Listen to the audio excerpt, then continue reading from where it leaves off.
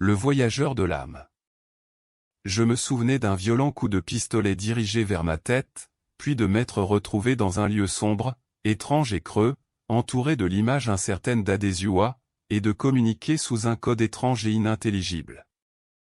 Je me souvenais aussi d'avoir voyagé comme un revenant, ou quelque chose du genre au cœur de mon propre labyrinthe de confusion et de hâte, traversant des obstacles, désorienté par eux, cherchant ici et là la seule route un peu plus praticable, boitant d'épuisement sur les chemins incertains, et gardant en mémoire la conscience de cette hâte qui était mon principal moteur, ainsi que celle d'un certain chien de chasse robuste et têtu qui refusait de me quitter un instant, comme si j'étais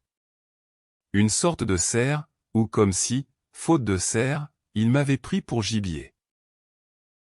Il aboyait sans cesse sur mes petits talons effrayés et désespérés, et moi, englouti par la peur, je m'arrêtais pour l'apaiser, riant superficiellement, faisant semblant d'être heureuse, faisant semblant d'être gentille avec les chiens, le caressant affectueusement, l'appelant bon compagnon et douce âme sœur, lui promettant des bonbons, lui promettant des gelées, et bientôt la conscience de la folie d'essayer d'apprivoiser un chien étrange et sauvage me venait à l'esprit, moi qui avais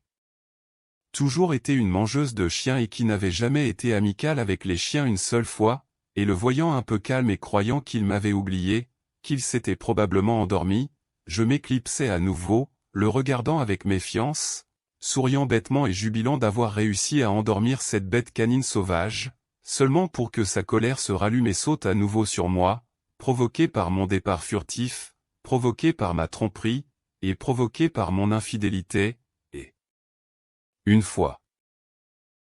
de plus, je commençais à penser à de nouvelles approches pour apaiser lui, de nouvelles façons de le tromper, de nouvelles excuses à présenter, de nouvelles promesses à faire.